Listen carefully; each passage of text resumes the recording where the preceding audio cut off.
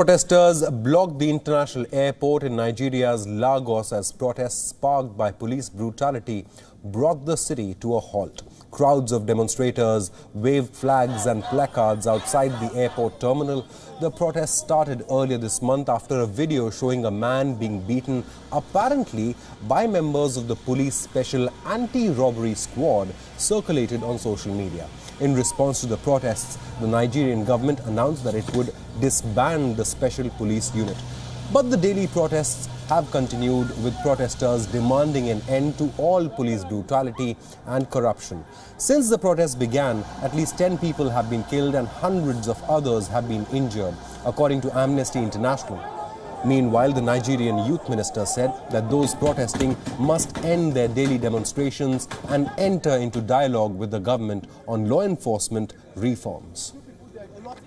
It is time to move to the next stage. That next stage is dialogue, to sit at the table. You have put demands on the table.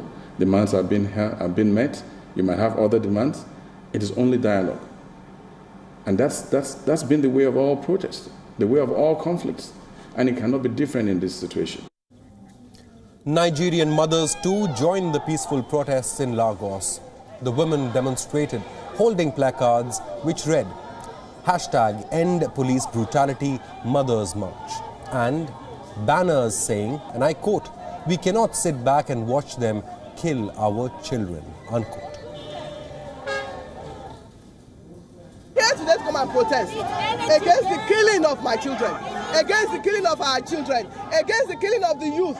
We want a new Nigeria where righteousness, peace and justice reign, where our children can live, can read, go to school and work and live their life in peace. And we want a new Nigeria where the governance is accountable to the people, not the people that are accountable to the government. We want a new Nigeria where mothers, fathers and children can live.